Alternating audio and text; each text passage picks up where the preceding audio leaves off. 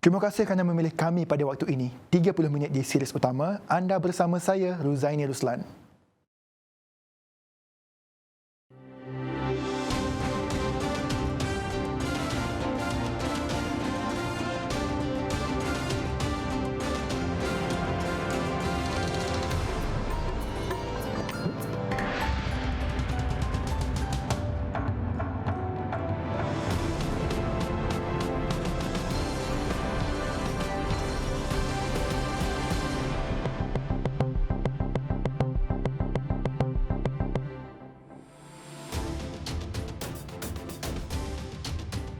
Lebih 2 juta pelajar sekolah menengah mula sesi persekolahan secara bersemuka.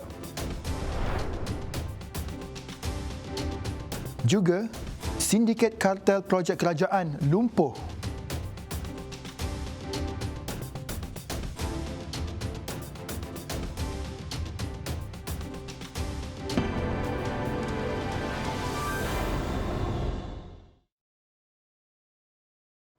Lebih 2 juta pelajar sekolah menengah memulakan sesi persekolahan hari ini dan semalam. Ia selepas melalui kaedah pengajaran dan pembelajaran di rumah PDPR sejak lebih 2 bulan bermula Januari lalu. Menteri Kanan Pendidikan Datuk Dr. Razi Jidin berkata, prosedur operasi standard SOP perlu dipatuhi pelajar dan warga sekolah pada setiap masa bagi memastikan sesi persekolahan dapat diteruskan dengan selamat. Kita lihat tadi kedatangan murid-murid ke sekolah berjalan dengan baik dan teratur, dan juga pematuhan SOP di dalam bilik darjah juga berada pada tahap yang baik. Kita dapat lihat seluruh warga sekolah mematuhi SOP yang telah ditetapkan. Dan ini penting bagi memastikan sesi persekolahan secara bersemuka yang telah lama tiada dapat dilangsungkan semula dalam keadaan yang selamat, dalam keadaan yang teratur dan lancar, insya-Allah. Terdahulu, Datuk Razi ditemui media selepas mengadakan lawatan ke Sekolah Menengah Kebangsaan Datuk Abu Bakar Baginda dekat Bandar Baru Bangi. Turut hadir Ketua Setiausaha Kementerian Pendidikan, Datuk Yusran Shah Muhammad Yusof. Setakat ini, Datuk Razi berpuas hati dengan perjalanan pembukaan sesi persekolahan secara bersemuka membabitkan sekolah menengah hari ini. Pembukaan semula sekolah menengah semalam membabitkan kumpulan A iaitu Johor, Kedah, Kelantan dan Terengganu, manakala kumpulan B memulakan persekolahan siang tadi. Dalam pada itu, menerusi tinjauan wartawan kami di beberapa sekolah di sekitar Putrajaya mendapati kebanyakan warga sekolah mematuhi SOP yang digariskan terutama di awal waktu persekolahan. Laporannya bersama Atira Aminuddin. Tinjauan dilakukan series utama di Sekolah Menengah Kebangsaan Putrajaya Presin 16-1. Pelajar mulai memenuhi pekarangan sekolah sekitar jam 7 pagi tadi. Pun begitu, perhimpunan tidak diadakan seperti biasa. Malah ia diadakan secara maya menerusi televisyen yang diletakkan di setiap kelas. Menurut guru disiplin sekolah tersebut, pelbagai SOP sudah dibincangkan dan mulai dipraktikkan hari ini.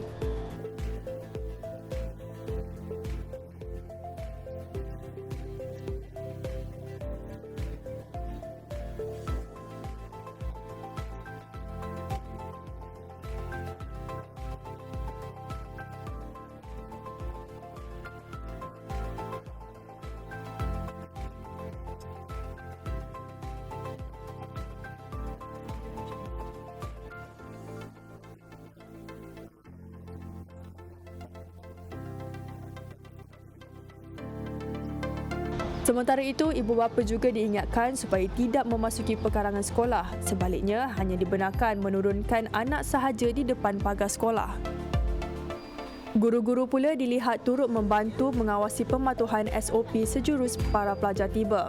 Penjarakan sosial sejauh 1 meter turut dipatuhi selain suhu badan juga diambil. Bagi pelajar pula, rata-rata mereka dilihat teruja terutama untuk bertemu rakan-rakan dan guru-guru dek kerana sudah terlalu lama tidak ke sekolah sejak November tahun lalu.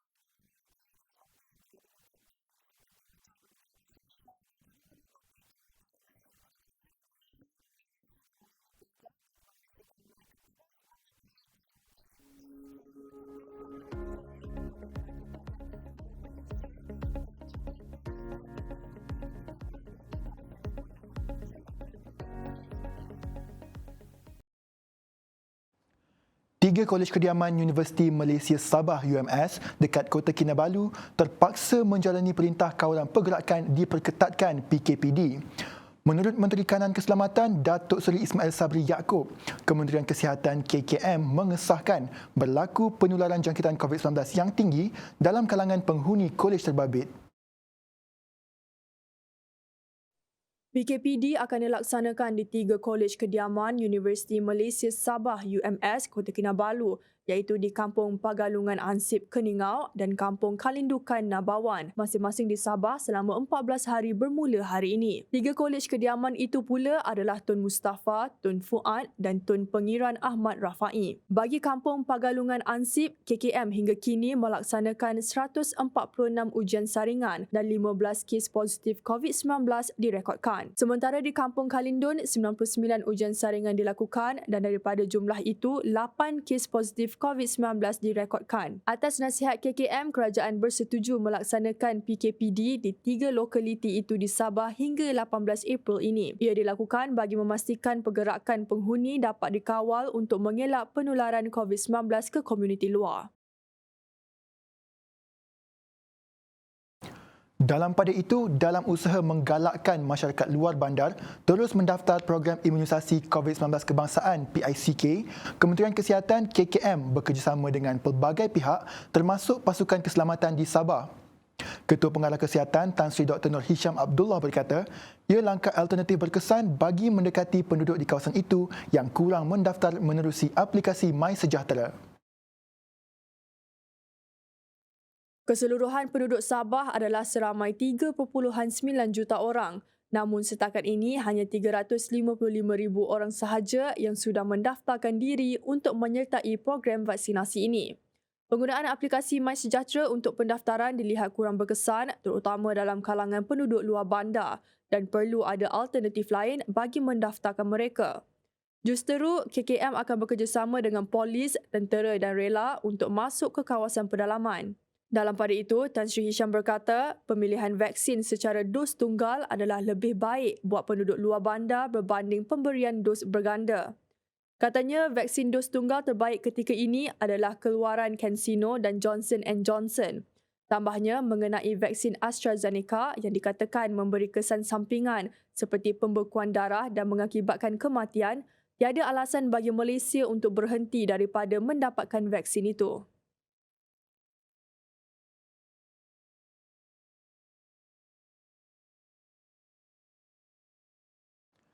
Sindiket kartel yang memonopoli ratusan tender kementerian dan agensi kerajaan sejak 7 tahun lalu yang melibatkan nilai anggaran cecah 3.8 bilion ringgit akhirnya terbongkar. 7 individu yang dipercayai anggota kartel terbabit ditahan Suruhanjaya Pencegahan Rasuah Malaysia SPRM.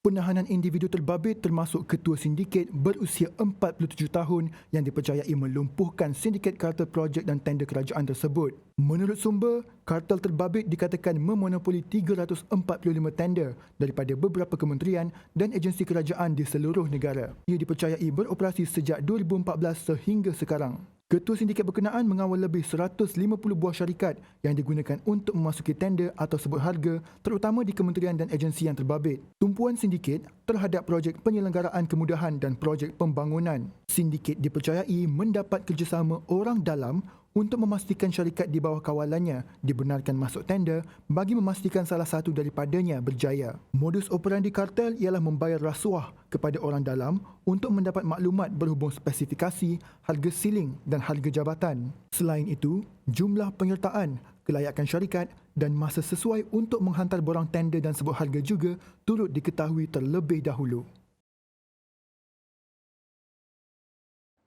Di Seremban Negeri Sembilan, gara-gara mencuri elektrik untuk melombong Bitcoin, 3 lelaki terpaksa bermalam di dalam lokap selepas ditahan polis.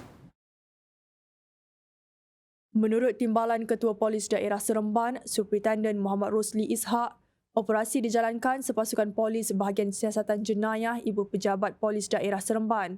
Turut dirampas mesin, peralatan dan kenderaan dianggarkan bernilai RM600,000.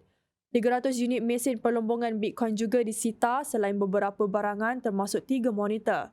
Sementara itu, Tenaga Nasional Berhad mengalami kerugian sebanyak RM75,000 sebulan susulan aktiviti mencuri elektrik untuk melombong Bitcoin di 3 premis itu. Baik, series utama berehat seketika menyusul selepas ini.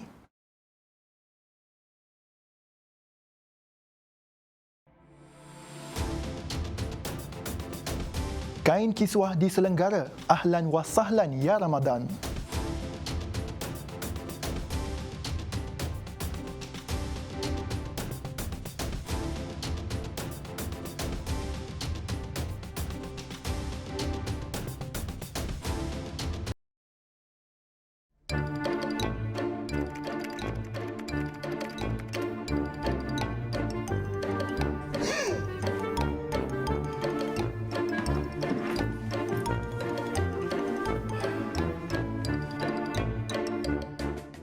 Cepat-cepat nak pergi mana tu bang? Aku kat sini lah.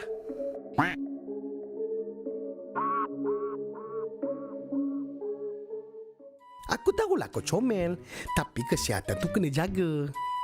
Kau tahu sekarang ni kan, kes dah banyak. Habis tu kenapa kau tinggalkan aku kat sini? Pandai pun.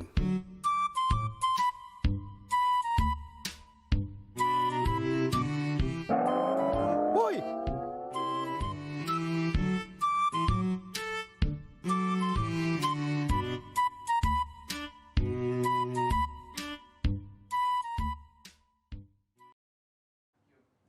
Bertemu kembali. Kalau dah ajal di Melaka, seorang lelaki yang diarah polis supaya berhenti ketika sedang memandu dalam keadaan mencurigakan, maut selepas kereta jenis Proton Wajah dipandunya hilang kawalan dan terbabas merempuh 2 batang pokok. Terdahulu, mangsa yang berusia 51 tahun melarikan diri daripada sepasukan polis yang mengejarnya sejauh 25 km di Bukit Lintang. Kejadian berlaku kira-kira pukul 4 pagi. Ketua Polis Daerah Melaka Tengah, Asisten Komisioner Afzaniza Ahmad berkata, lelaki tersebut terus memecut di sepanjang lebuh Alur Gajah Melaka Tengah Jasin berhampiran Tanjung Minyak ketika diminta berhenti. Suspek turut memandu dalam keadaan berbahaya dan melanggar setiap lampu isyarat merah sehingga pasukan MPV terpaksa meminta bantuan 4 pasukan lain dengan jumlah 8 orang anggota. Polis turut memberikan amaran menggunakan siren dan pembesar suara memintanya berhenti namun gagal. Selepas melarikan diri sejauh 25 km, kenderaan suspek tiba-tiba hilang kawalan sehingga terbabas dan melanggar 2 batang pokok di tepi jalan di lebuh AMJ Kandang Bukit Lintang. Pemandu disahkan meninggal dunia di tempat kejadian. Polis percaya suspek melarikan diri susulan membawa barang atau baru melakukan kegiatan jenayah membabitkan samun. Suspek sebelum ini mempunyai 2 rekod jenayah membabitkan samun dan pernah dikenakan tindakan di bawah Akta Pencegahan Jenayah 1959 sebanyak 5 kali.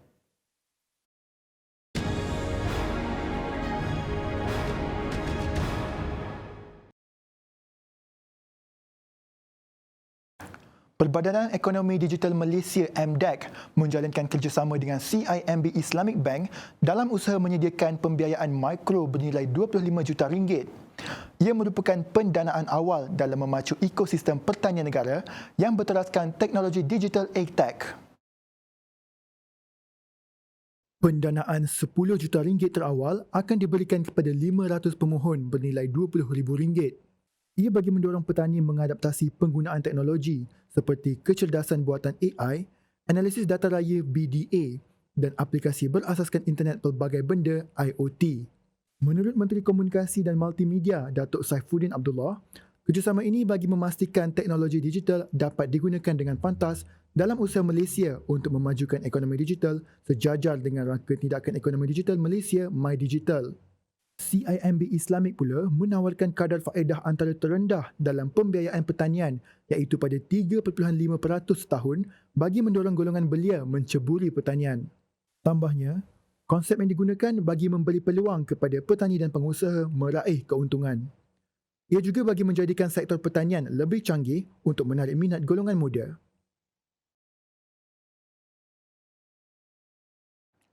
Peningkatan jualan kereta Proton Holdings Berhad, Proton, terus meningkat. Apa tidaknya, hampir 4,000 pinjaman dikeluarkan dalam tempoh 3 bulan pertama tahun ini dengan anggaran sebanyak 1,700 dikeluarkan pada Mac sahaja. Ia sekaligus turut membantu meningkatkan prestasi anak syarikat pembiayaannya, Proton Commerce Sendirian Berhad. Menurut Proton, angka terakhir setara dengan pertumbuhan 122% pada Februari dan secara keseluruhan, pengeluaran untuk suku pertama tahun ini telah meningkat sebanyak 141% berbanding 2020. Proton telah merekodkan jualan bulanan tertinggi dalam tempoh lebih 7 tahun pada Mac yang juga menjadi bulan jualan terbaik sejak September 2013. Pada bulan berkenaan, Proton merekodkan jualan tempatan dan ekspor sebanyak 14,989 unit, sekaligus berlaku kenaikan 26.2% berbanding Februari. Pegangan pasaran Proton dianggarkan mencapai 23.5% bagi tempoh berkenaan.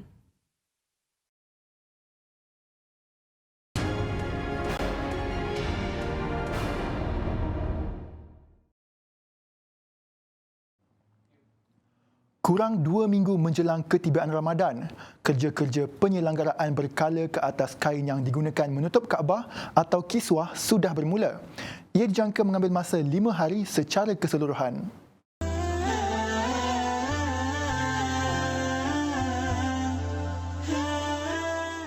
Kerja penyelenggaraan membabitkan 14 juruteknik sambil diawasi pemantau kualiti pakar kesihatan serta unit kesihatan dan keselamatan pekerjaan. Pengarah Jabatan Penyelenggaraan Kiswah Fad Al-Jabri berkata, kain penutup itu akan dibersihkan selepas kerja-kerja penyelenggaraan selesai. Bagi mengekang penularan pandemik COVID-19, menurut portal berita Arab News melaporkan, kerja-kerja ini akan dikendalikan selaras pematuhan langkah-langkah pencegahan yang telah ditetapkan.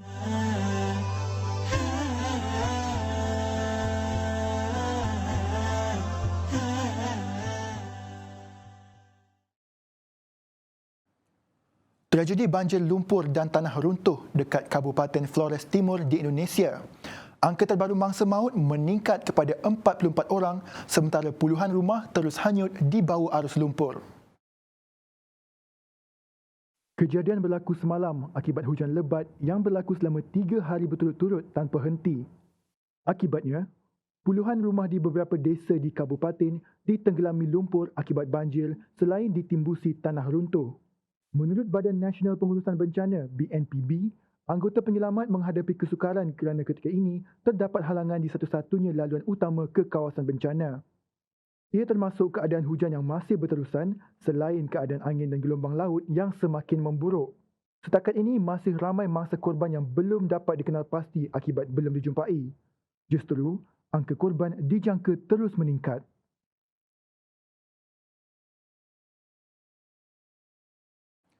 Gara-gara satu unit rahsia dalam pusat tahanan Teluk Guantanamo rosak, banduan Kem 7 dipindahkan ke lokasi baru yang terletak di pangkalan Amerika Syarikat dekat Cuba. Tahanan Kem 7 dipindahkan ke sebuah fasiliti bersebelahan dengan tempat tahanan lain. Antara penghuni Kem 7 yang dipindahkan ialah 5 tahanan yang dituduh melakukan jenayah perang, iaitu merancang dan memberikan sokongan logistik untuk serangan pengganas sekitar tahun 2001. Namun tiada bilangan sahih tahanan yang dipindahkan. Menurut Southern Command, kesemua tahanan dari Kem 7 telah selamat dipindahkan ke Kem 5. Manakala menurut Presiden Amerika Syarikat, Joe Biden, hasrat menutup Guantanamo memerlukan persetujuan daripada Kongres bagi memindahkan beberapa tahanan ke Amerika untuk diadili atau dipenjarakan.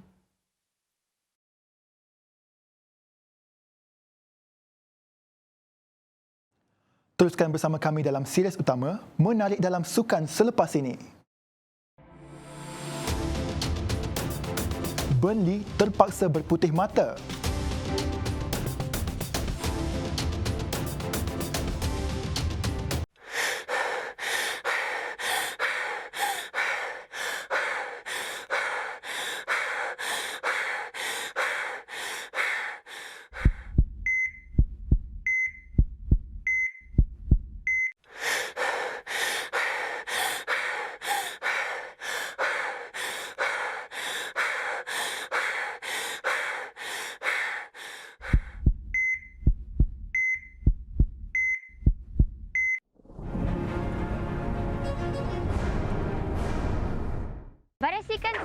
anda dengan menimbulkan keseronokan. Paling bagus ialah lakukan aktiviti senaman secara berkumpulan. Dan antara aktiviti senaman berkumpulan yang anda boleh lakukan ialah Zumba dan senaman ringan di rumah. Semua orang boleh mengamalkan kehidupan yang aktif, tak kira tua atau muda, yang bujang ataupun yang sudah berkeluarga. Ingat, tiada halangan untuk anda menjadi aktif.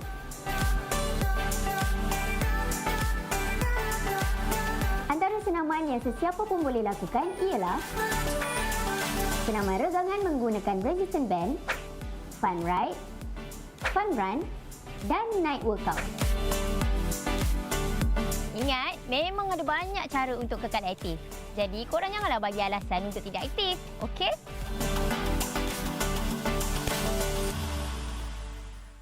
Ramainya yang ingkar PKP, banyak kita rugi ni tahu. Kena bayar denda, rugi. Kes naik, rugi. Masa, tenaga, rugi. Kita rugi, semua rugi. Patuh arahan. Kalau duduk rumah, lagi bagus. Bantu petugas barisan hadapan kita, okey? Ingat, amal 3W. Wash, wear, warn dan elak 3S. Tempat sesak, tempat sempit, sembang dekat-dekat. Jangan leka, terus waspada. Ingat, sama-sama kita jaga kita. Budayakan norma baru. Bersama-sama kita putuskan rantaian COVID-19.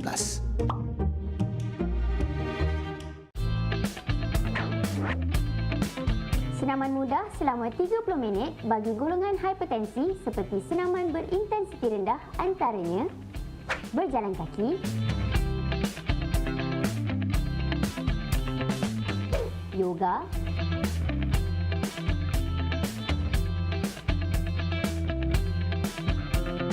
dan senaman yang menggunakan resistance band.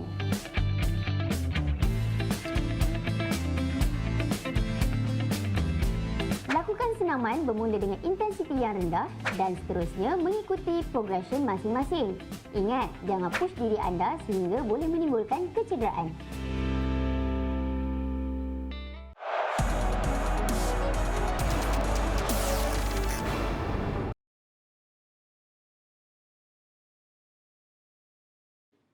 Bertemu kembali. Sukan berbasikal semakin mendapat perhatian masyarakat memandangkan rakyat Malaysia sudah cakna dengan aktiviti riadah dan kesihatan diri. Tidak hairanlah ia menjadi pelengkap aktiviti bersama keluarga saban minggu. Namun apakah ia di tahap tren bermusim atau sebaliknya? Ikuti laporan disediakan wartawan Syamira Izzati. Pakai songkok basikal cabut tak pernah gosok. Saya kempes roda bengkok adam tetes macam. Dahulu, basikal hanya digunakan oleh mereka yang kurang berkemampuan, khususnya di pekan kecil atau di kampung. Namun, selepas ia disertai golongan selebriti dan ahli politik seperti Khairi Jamaluddin, Siti Nurhaliza, Alif Sata dan ramai lagi. Majoriti pelbagai peringkat usia sudah mempunyai basikal road bike sendiri walaupun harganya agak mahal. Pun begitu, rata-rata penggemar sukan ini berpendapat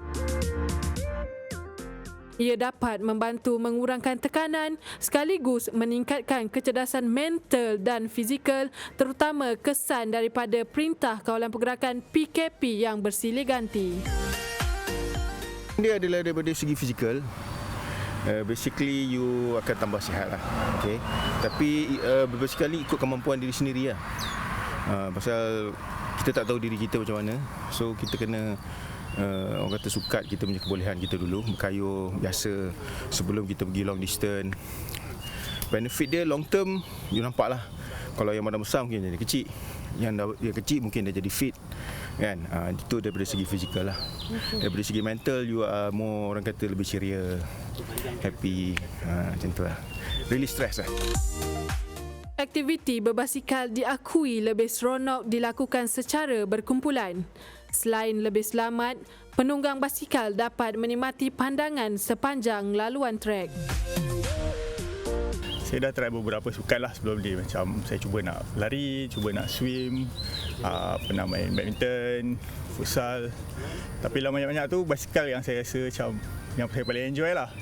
sebab boleh pergi jauh, tengok tempat baru, and then kalau biasa kalau kita travel naik motor ke naik kereta terlaju kan, so tak boleh nak menikmati pemandangan dekat persekitaran tu. So bila naik basikal ni macam boleh enjoy nature tu juga, boleh enjoy environment dengan kawan-kawan, so macam dia lagi best lah.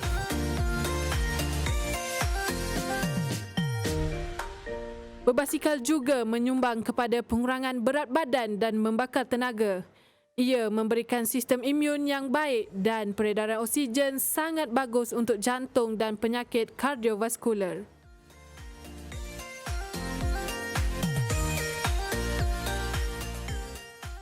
Masuk EU sama di UPM Serdang.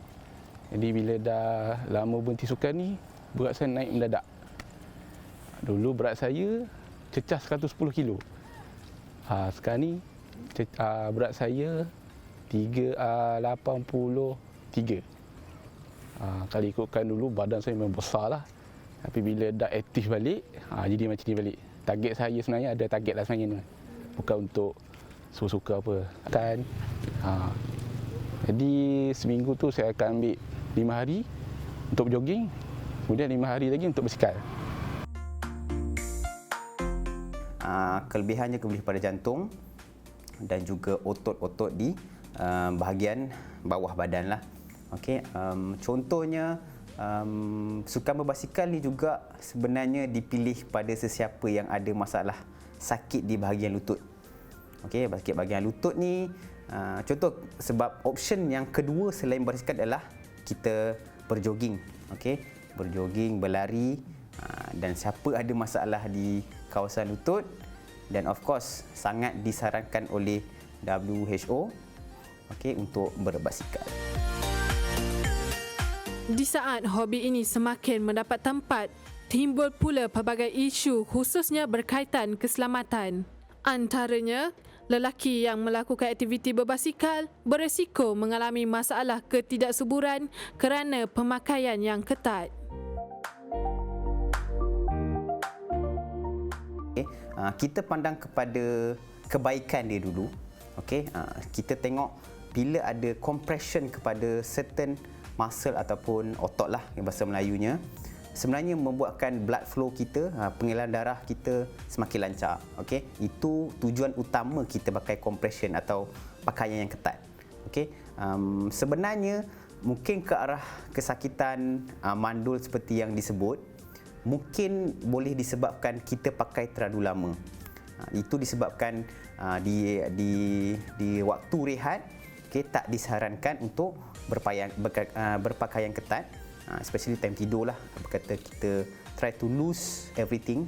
Pakai baju yang longgar, seluar yang longgar supaya muscle boleh relax. Di mana kita kena faham compression dia tightkan kita punya otot, dan automatic dia akan bagikan kita satu tegangan. Kita bagi stres dekat otot tu.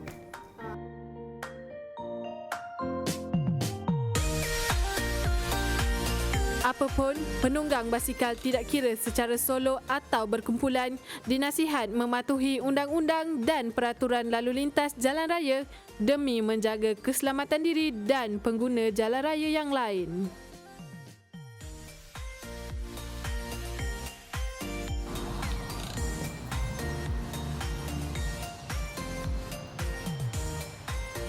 Yang pasti, penggemar sukan berbasikal juga perlu lebih cakna dalam aspek keselamatan. Penggunaan trek yang betul, berpakaian cerah pada waktu malam, membuat pemasangan lampu dan loceng serta sentiasa menggunakan lorong khas berbasikal agar tidak membahayakan nyawa sendiri dan juga orang lain. Penggemar berbasikal juga perlu lebih berdisiplin dan juga menjaga adab serta menghormati hak pengguna jalan raya yang lain. Jangan kerana dek nila setitik, rosak susu sebelanga. Laporan Syamira Izzati, Sirius Utama.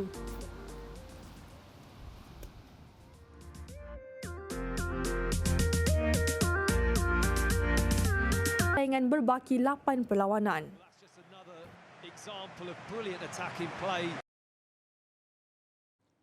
Sekian dulu Sirius Utama buat masa ini. Amalan menjaga SOP sudah menjadi sebahagian daripada hidup kita. Kekalkan penjarakan sosial dan terus lindungi diri dan keluarga bagi memutuskan rantaian COVID-19. Salam hormat dan Assalamualaikum.